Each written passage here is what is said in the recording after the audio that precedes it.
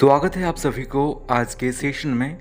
आज के इस वीडियो में आप जानेंगे ईवीएस के कुछ महत्वपूर्ण प्रश्न को, जैसे कि एड्स किसके कारण होता है, चिपको आंदोलन कब हुआ था, ऊर्जा का सबसे सस्ता स्रोत क्या है, ओजोन डे कब मनाया जाता है, जीडीपी का फुल फॉर्म क्या होता है, और भी बहुत सारे प्रश्न। तो चलिए बिना किसी देर के शुरू करते हैं आज के सेशन को।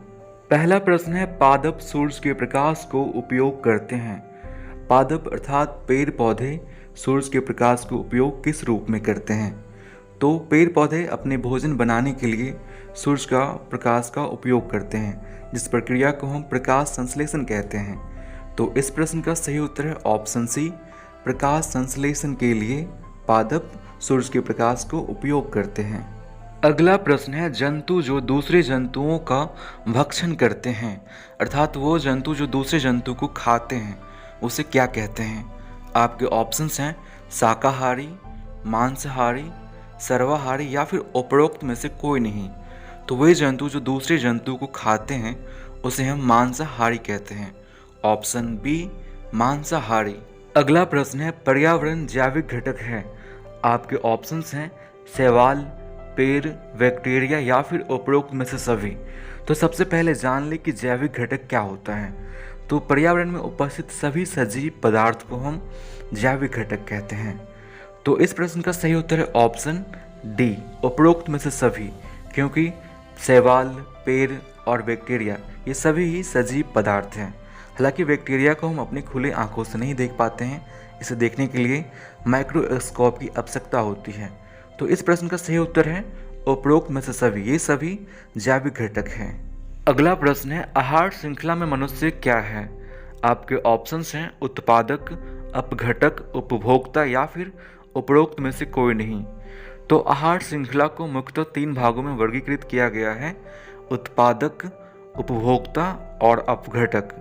तो मनुष्य को द्वितीय श्रेणी यानी कि उपभोक्ता में रखा गया है, क्योंकि मनुष्य भोजन के लिए पेड़ पौधे व अन्य जीव जंतुओं पर निर्भर होते हैं।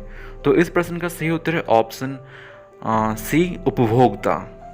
अगला प्रश्न है, ओजोन डे किस दिन मनाते हैं? इस प्रश्न का सही उत्तर है ऑप्शन सी, 16 सितंबर। पूरे दुनिया भर में 16 सितंबर को ओजोन डे के रूप में मनाया जाता है। ओजोन डे मनाने के कारण यह है कि इस दिन लोगों को यह जागरूक किया जाता है कि हमें उस पदार्थ का उत्पादन या फिर उसका उपयोग नहीं करना चाहिए जिससे कि ओजोन लेयर में क्षति पहुंचती है। तो इस प्रश्न का सही उत्तर है ऑप्शन सी, 16 सितंबर को ओजोन डे के रूप में मनाते हैं। अगला प्रश्न है, ऊर्जा का सबसे सस्ता स्रोत क्या है? आपके ऑप्शंस हैं सौर ऊर्जा, नाभिकीय ऊर्जा, तापीय ऊर्जा या फिर जल विद्युत ऊर्जा।